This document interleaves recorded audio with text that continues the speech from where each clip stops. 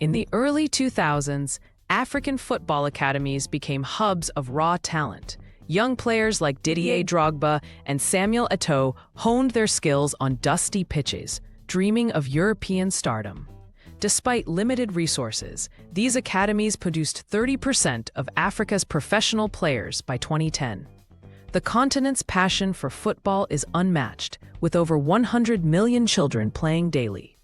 Yet, only 1% will ever sign a professional contract. European scouts began flocking to Africa in the mid-2000s, offering life-changing opportunities. Clubs like Anderlecht and Porto signed over 200 African teenagers annually, promising education and careers. However, 60% of these contracts were later revealed to be exploitative.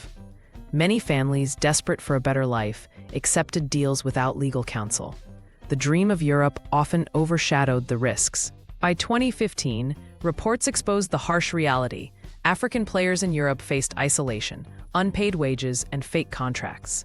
A FIFA study found that 70% of African recruits were abandoned by their clubs within 3 years. Many lived in squalid conditions, far from their families. The dream of stardom turned into a nightmare of exploitation, with no support system in place. Despite mounting evidence, FIFA ignored the crisis. From 2000 to 2020, only 5% of player abuse cases involving Africans were investigated. FIFA's $6 billion revenue in 2018 contrasted starkly with its inaction. Critics accused the organization of prioritizing profit over player welfare. The lack of accountability perpetuated the cycle of exploitation.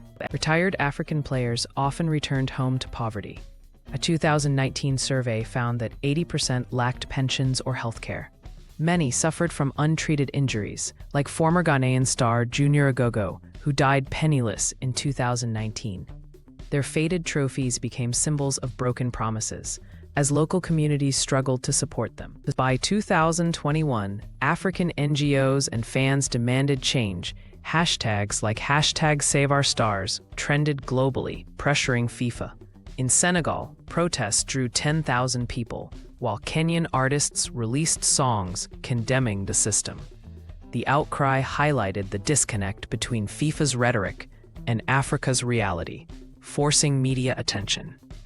Journalists uncovered shocking truths. Leaked emails showed clubs bribing scouts to silence players. The BBC's 2022 documentary revealed how 150 African teens were trafficked to Asia under false pretenses. These exposés sparked global outrage, but FIFA's response remained sluggish, with only token fines imposed. In 2023, FIFA announced reforms, including a $10 million fund for African players. Critics noted this was just 0.1% of FIFA's annual income. No structural changes addressed agent corruption or contract transparency. African federations were excluded from key meetings, perpetuating the cycle of marginalization. Former stars like George Weah and Nwankwo Kanu formed a coalition in 2024, suing FIFA for negligence. Their class action demanded $200 million in reparations and stricter regulations. The legal battle, still ongoing, represents the first unified stand against systemic abuse in football's history. The tragedy extends beyond individuals. It's a loss for global football. Had FIFA protected African talent, stars like Marc-Vivien Foé might still be alive. Today, a child kicks a ball on the same dusty pitch where dreams begin and end. The cycle continues, unanswered by the world that profits from it.